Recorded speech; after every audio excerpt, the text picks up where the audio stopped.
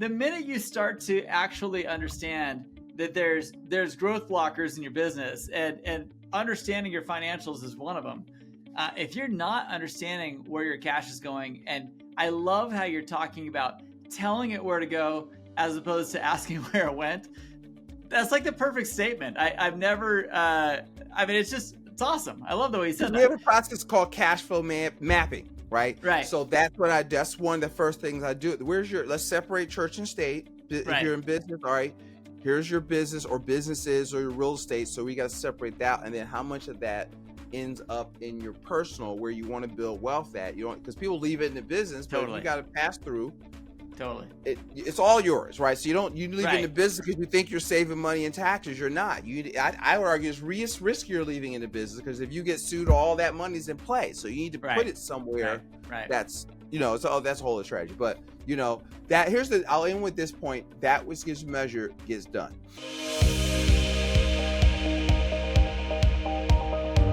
Hey, welcome back to the show. I am so excited today to have Curtis May, because he's the kind of guy you always need to have in your back pocket. Curtis, I want them to know why. Who are you, and what kind of problems do you solve with your business?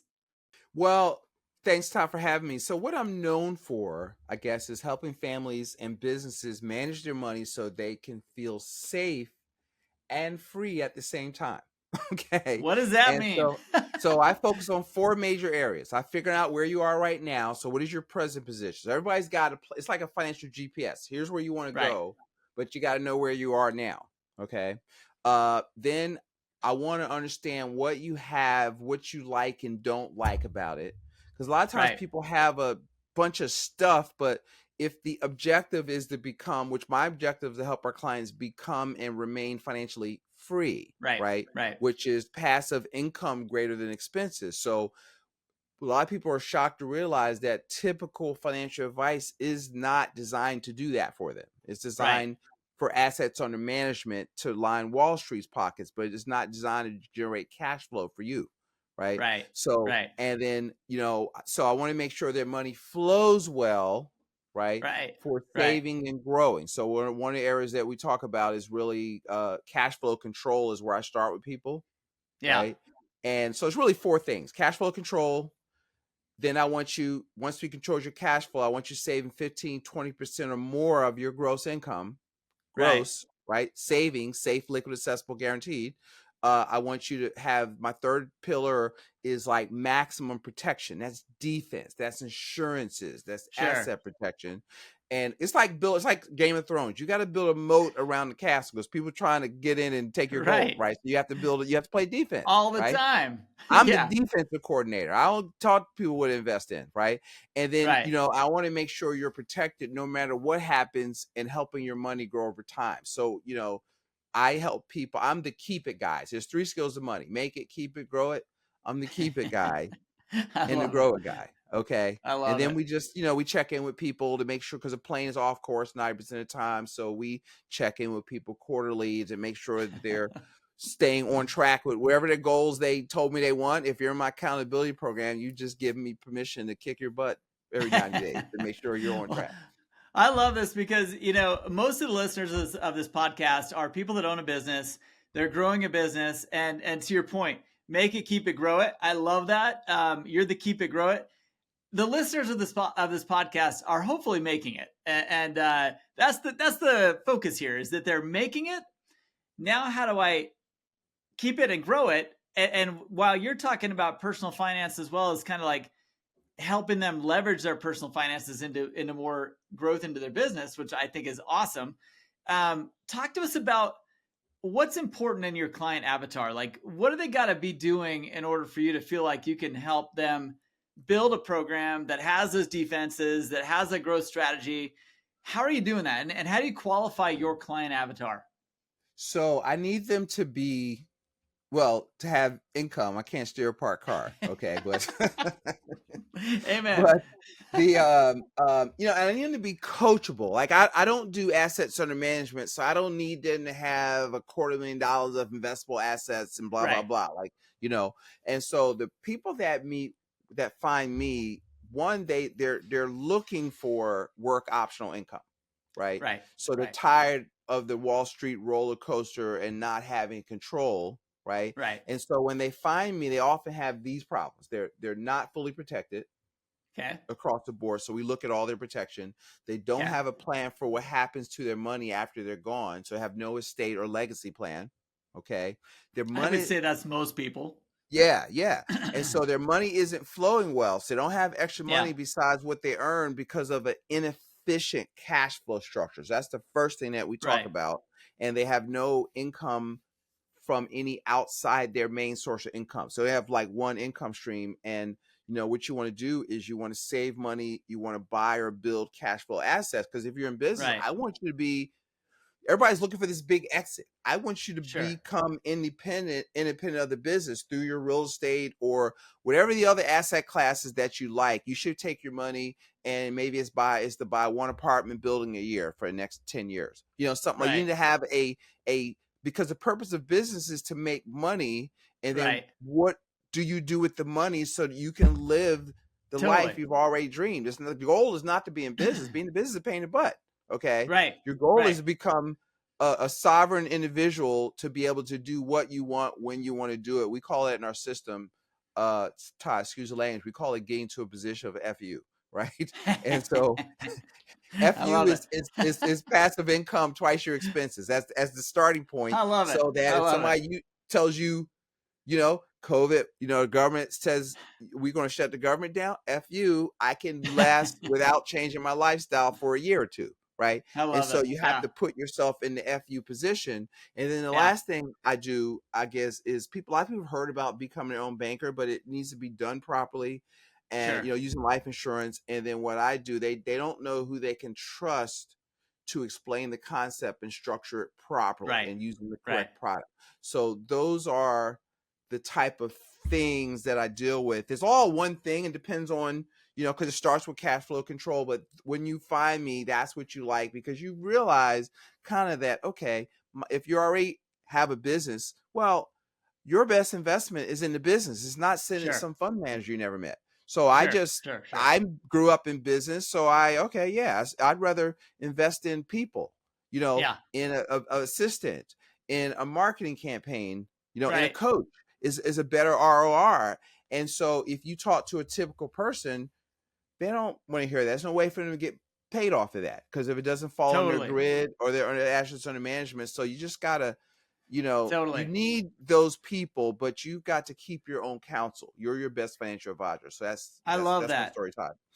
No, I love it. And for those listening, this is likely he's talking to you, and this is he's talking to me. He's talking to you, because if you don't have something like this structured, which I made an attempt to structure something like this in my 20s, and now that I'm just about 50, it's like I'm reevaluating it all, and turns out I didn't do it quite right. There's a lot of people selling you this concept that don't structure it right. And Curtis, I know that you're the type of guy that does this the right way, because just in our short conversation before the show, what you were talking about and the way you're talking about it, it totally resonated with me, because I just got my butt kicked by someone else saying, Todd, it wasn't structured right, and we got to fix it for you. So I challenge any of you listening, you've got to be thinking, we saw what COVID did to us all. And we saw, those of us that are old enough remember what happened with the other financial crisis in 2008-9. And those that were ready, it wasn't a big deal. Those that weren't, surprisingly, I was more ready in 8-9 than I was in 2020.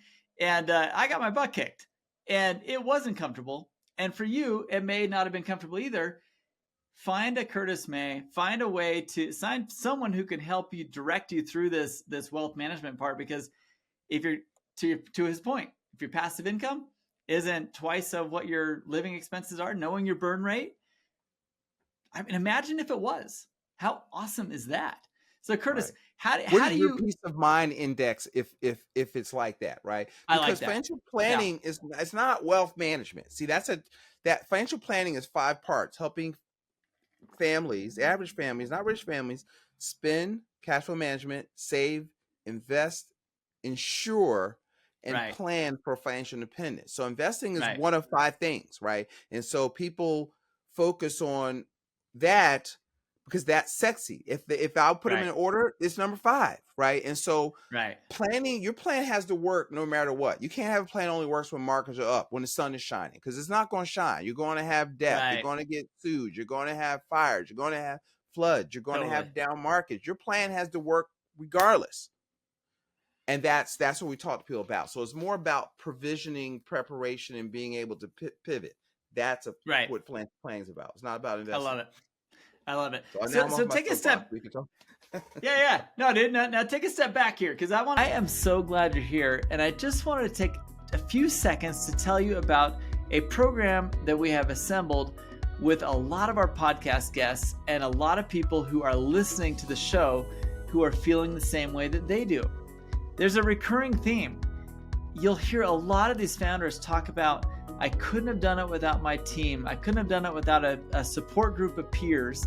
I couldn't have done it without having someone to talk to that understood my feeling of isolation as an operator of my business. You see, you're not alone. It is hard running a business, and it's even harder when you know you can't express all your deepest concerns and frustrations with your executive team. It makes them nervous. It gets them scared. You don't want scared people on your executive team. So where do you turn? The Captain's Council is where you turn. The Captain's Council, it is an organization that we are put together with podcast guests, as well as people who are listening who are in the same boat. You see, peers are the only ones that can give you the type of empathy, the type of advice that only a founder or operator know and understand. Go check it out at captainscouncil.com. I know you're going to love what you see there. We have put together an organizational structure that has small group settings, a global community of founders and operators, as well as monthly and quarterly in-person events. You're going to love what you see there. I can't wait for you to check it out and enjoy the rest of this episode. A lot of our listeners are hearing you and they're saying, yeah, I need to do that. But tell us how you've been able to implement, execute this personally in a way to build and grow your business based off of this strategy. Because a lot of people want to hear that somebody's kind of put their actual effort into what they're preaching, right? And are you eating your dog food? Are you making this work for you? And if so, share with us how you've been able to grow your business based off of. Yeah, absolutely. Because I was stuck. I mean, my business was so, right? So I had to learn what business I was in, which is the marketing business, right? And then it's not what you earn, is what you keep. So one of the things I had to do was I adopted first I read, so I like books, right? So I do a little bit differently, but basically I'd read Profit First, right? So I was making money, but I wasn't keeping money. I wasn't paying myself first. I wasn't setting aside money for estimated taxes, right? So what I did, first thing I had to do was learn to, and that took me a couple of years to kind of get that together. I had to focus on stabilizing my income, so I was out of scarcity. Okay. Then I save. So for example, if y'all do Profit First, what I do is I have revenue come in. I say 15% for profit. I set aside 15%, like off the top. So money hits my account, 15% for profit into my profit account, right? So 15% into my tax account. That's the big game changer. Like, so last time the tax account said, oh, you owe $25,000 in taxes. For the last 2 years, for the first time, I had it. I wasn't stressing out. Where's this going to come from? What profit? I have no money in my account. And so that was huge. All right. And then I try to run our business on, so I had to figure out what my life costs, and I try to run our business on like 35-40% of my gross revenue. And then I run payroll, and then I try to run the business on like 35%.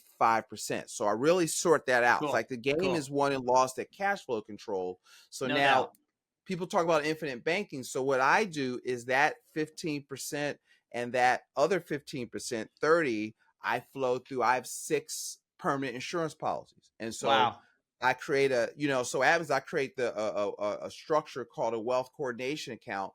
And then I move money into that, and then from that into our policies. And I use the policies for major capital purchases or opportunities or coaching programs or investments, down payments, that kind of stuff.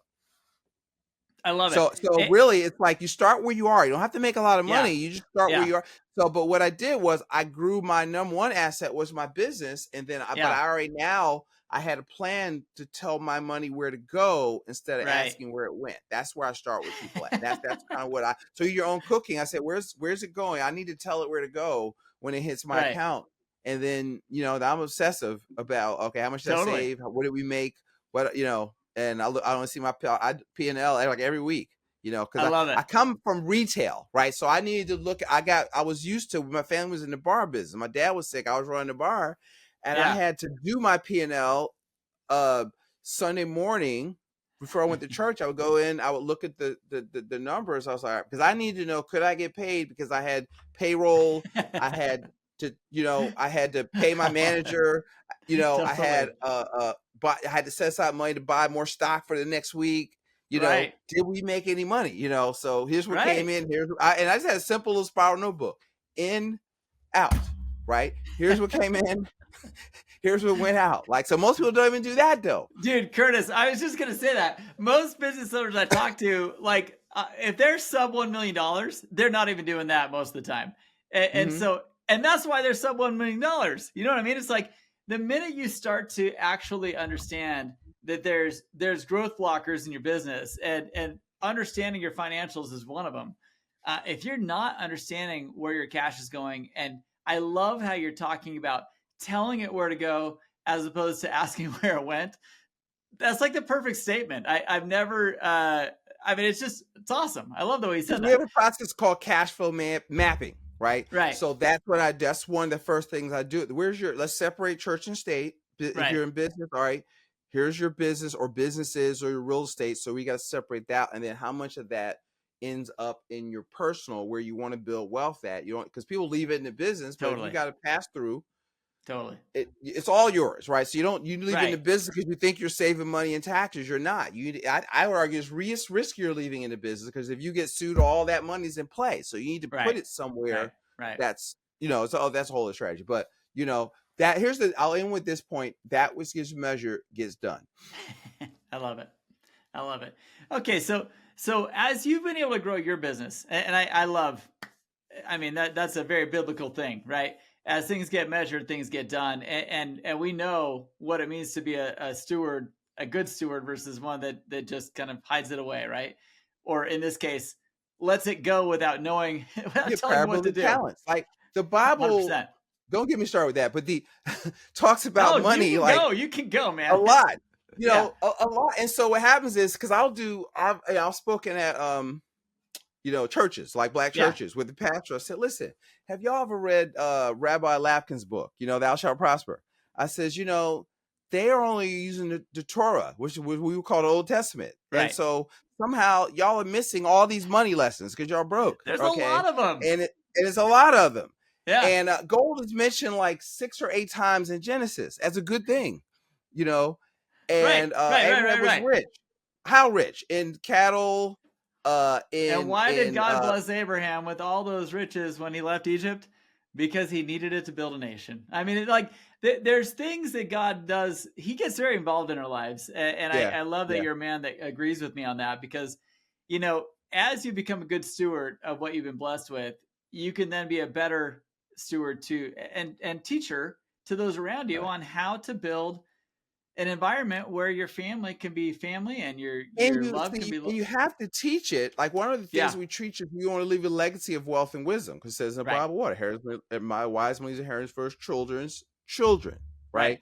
So, but how do you teach that? Right. Totally. I'm reading Laura Langmeyer's book, right? How to Make Your Kids Millionaires. Right. And I got my youngest is 13, so I'm gonna make that a case study. She's got about 5 friends on her block, and we're gonna play cash flow. I love it. And I'm gonna develop little capitalists out of these kids, because I gotta inoculate them from the Marxist school teachers and college professors. They're definitely not gonna learn it there. No, because the book Rich Dad Poor Dad said what wealthy people teach their kids that the poor and middle class do not. Right, so they're going to learn it at home.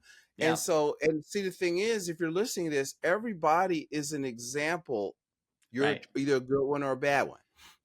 Totally. Totally. So we have to be good examples. Now, a lot of people are listening to this thinking, if I'd only done that in my 20s, if I'd only done that in my 30s, now I don't know what I'm doing in my 40s. Is it too late for me to even start something like this? Walk us through that mindset shift, because I know it's not too late, and you know it's not too late. What's got to change up here to make this actually work? Yeah, everything. So it starts with your mindset. Like, so the thing to work on is mindset. Understand your number one asset is you, right? So it's mindset. What you think, what you would know, what you read, watch, listen to, hang around. Mindset. Right. That's where you get your mindset from. Your philosophy, as Jim Rohn would say. Most people don't have a money problem, they have a philosophy problem. Right. And then it's your skill set, right? So most people don't see money. People say I need to make more money, money is the result of creating value in the marketplace, of serving people, right? So you have to, so what people have to work on first, Todd, is production. You have to be best in class at something. Right. Okay. So you can maximize on your income. So, because that's what you can start. See, the fastest path to cash, I believe, is business. Yeah. Right. Not investing in a business, but investing in an enterprise. Right. So that you can generate new money. So you have to learn the game, because it's better tax wise. Right. It's better, it's a whole thing. And so so it's not too late, because what people think is too late. I was talking to this guy the other day, and he was like, I don't know. He's 61. He says, it's too late for me. I said, what do you make? 147,000. Okay. But 67,000 of it was from a military, 2 pensions he had. Nice. So I said, really? And you need $6,600 a month. Right. Right. Yeah. So now, could you buy a rental a year that netted you $400 or $500 a month for the next 10, 12 years? See, so what you got to do is shift from what I call the accumulation theory. This is why you think they're behind. I love that you're saying this. Yeah. Right. Keep going. So the accumulation theory is buy and hold, dollar cost average, get out of debt. The S&P is the center of the financial universe. You're in it for the long haul, all that stuff. Yeah. So you're putting up 100% of money, take 100% of risk to maybe make 25, 30% of the profits. Now, that's not me. Curtis has no original thoughts. That's Jack Bogle, right? Well, you're not going to make it. See, if you had if you're 40 years old and you want to retire at 65 and you're making 120 grand a year, 100 grand a year, I ask people, if you had $2 million, you think you'd be okay? Oh yeah. I said, well, let's look at that. The safe withdrawal rate is 4%, right? 4% of 2 million is 80,000. So I'm sorry, dude, you're short, right? Because but what if investing, Todd, is about becoming something, not about buying something. Sure. So this is the problem, because that's transformations work. Yeah. Right. And so you got to want to be a business owner. You want to be a real estate investor. You just can't throw your money at Vanguard or wherever and then hoping that the fund manager is really smart. See, so you have no control over anything. And that's, to me, that's it. So you got to want to be the boss. It's like, what's that? One of my favorite movies is The Replacements with Keanu Reeves and with Gene Hackman and Keanu were like, he was a quarterback. He's like, listen, he handed it off. He says, I gave you the ball. He says, I read Blitz, coach. He says, winners always want the ball. Right. And so then towards the end of the movie, he says, well, I wanted the ball. He says, winners always do. So you've got to want the ball. Agreed. In terms of being in control of your finances, and you have to generate cash flow. Agreed. And so what I teach is the velocity method. So if you look at Mr. Wonderful, if you study money, or Millionaire Next Door, these principles, success leaves clues, right? Totally. So what do? See, Richest Man in Babylon. I say, well,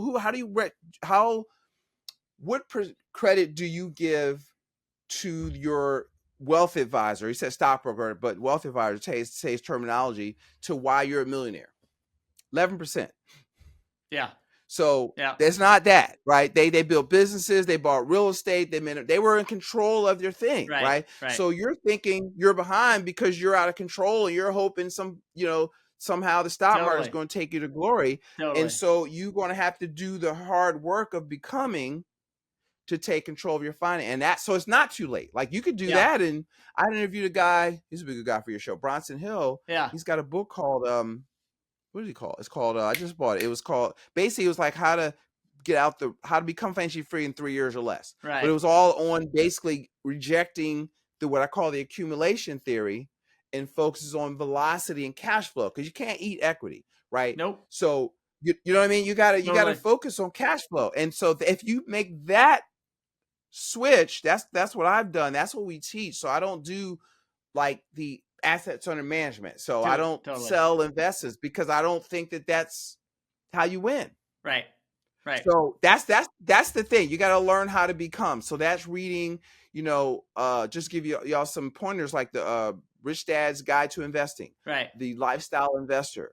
I like Laura Langmeyer's stuff, Sure. and learning how to buy assets. Income follows assets, right? Sure. So you got to buy Agreed. assets that send you a check, but you have to track it. Like we have a process called our personal financial snapshot. So we track velocity, every year. So like, all right, here's your assets, here's the cash flow, here's your income, right. And are you matching that? Because the goal is for your assets to be at least surpass your expenses or match your income.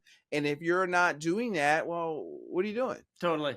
So that's a long answer, Todd. I'm a huge advocate. No, dude, I love it. And honestly, this is a different interview than most on my podcast, but I think this is super relevant because, if you're a business owner and you're not thinking about these things and you're not trying to incorporate these strategies into your personal life, let alone your business, you really are setting yourself up to fail, because you can only starve yourself so long, Right. And we always, as entrepreneurs, we think, man, if I could just hit this revenue number, then I'm going to start putting some stuff away. If I can only hit this benchmark, then I'm going to start putting stuff away. And that day never comes. And that benchmark always moves a little higher. So because the business will eat up, if you're listening first, right? The business will eat up all the money you give it. It's like Pac-Man. Right? It is like those ghost monsters are coming in. And so you have to make a decision. Totally. So people say I can't pay myself first. Yes, you can. That's a decision. Right. I'm with you 100%. So if you got to look at the business is the engine. Yep. That drive. If you don't have a job, the business is the engine that drives it. But you've got to take control of the money, and you've got to. What is your? See, most of the business owners they don't have a plan. Right. For financial independence. They just think I'm going to build this business and I'm making a lot of money. Once it exits, it's going to be my big payday. The reality is, most people don't even know or have an exit strategy. And so, that's something we do talk about a lot on my show and on my channels, is your exit strategy will help you identify that you need a personal strategy like this with Curtis, and you need to have this mindset in your business that you have to pay yourself. You've got to be someone you are the most valuable employee in the business. In almost every case, the founder needs to be taken care of. Otherwise, wife starts nagging, kids start going to college. Like, you got stuff that's happening that you can't just like wish it upon them. And you got to have a life, right? So you don't want to work all the time where your kids don't know you, they can't stand you, right. And so Dan Sullivan from Strategic Coach says, listen, as an entrepreneur, you will not double your income until you double your time off, right? Agreed. So you have to create, so this is what the E-Myth is about, how to create a business that works so you don't work all the time. Right. And so you got to look at your business as the asset, and you have to go to work on it. Yeah. Like, one of the things that helped me grow is I kind of look at our business. So I'll talk a little business a little bit of because that's what helped me last year in so I sell insurance. Like I teach infinite banking, so that's insurance strategy. Right. Well, last year with me and 2 VAs and a transaction coordinator, I was number 14 in the nation. Wow. With work all 100% virtual business. Because I know what business I'm in. I'm in the marketing business, right? So I look at our business, and I stole this from Dean Jackson, right? So I look at my business in 3 parts: before, during, and after. Yeah.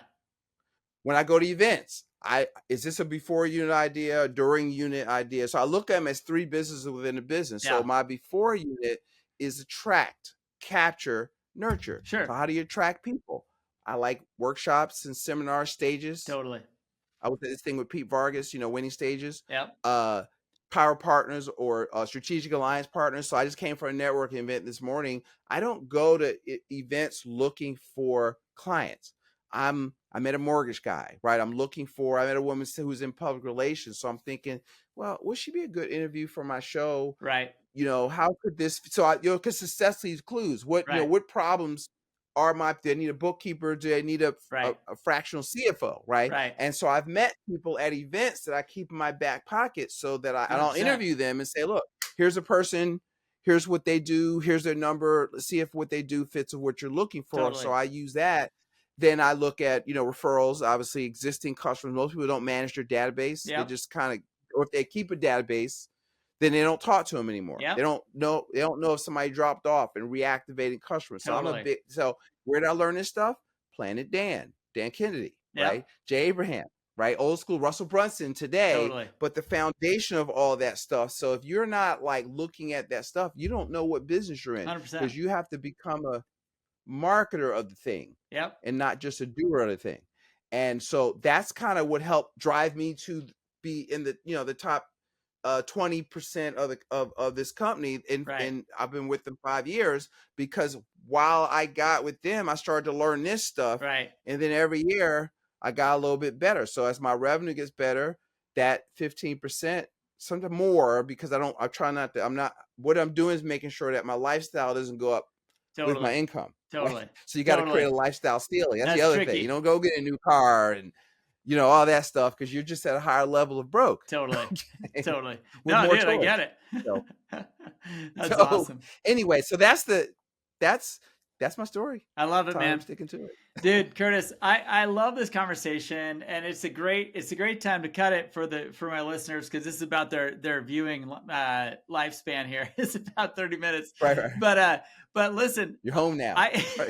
We're on the home stretch.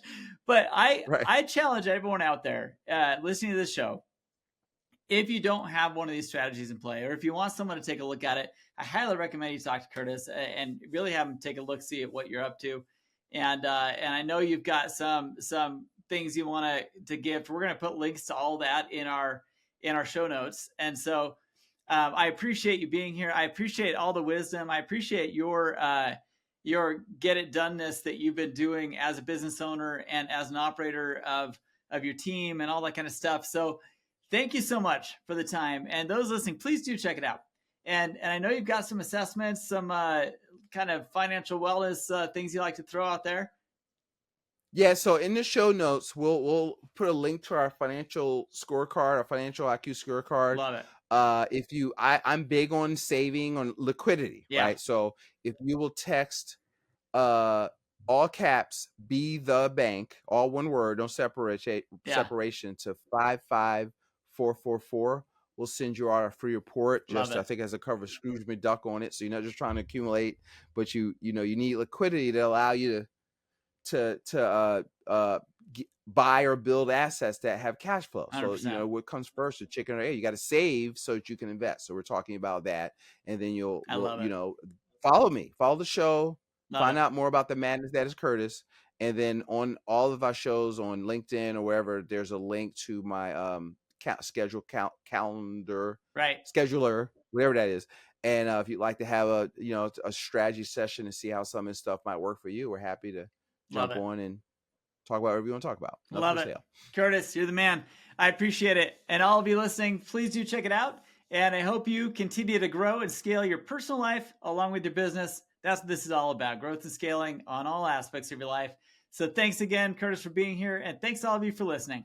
Hey, I hope you enjoyed that interview as much as I did. It was awesome. I love Curtis. Do take a minute to check out what he's got down below. He's got these cool financial strategic assessments and things like that. Check it out. Book a call with him. He's a great guy, great friend, and I love this topic. If you're a business owner that doesn't know how to understand your financials in the right way, chances are that's a growth blocker for you. Growth blockers are normal. You are not the only person out there that has growth blockers in your business. But the important thing is to understand that you've got them and what are your growth blockers, because every one of us is different.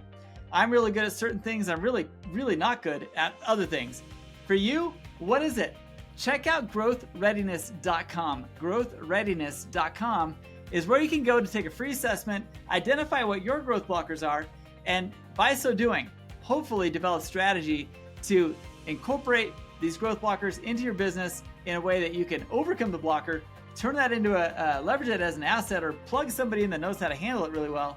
And now you're off and running in your growth and scaling journey. Thanks again for being here, and check out growthreadiness.com to see where you fit in your growth readiness strategy.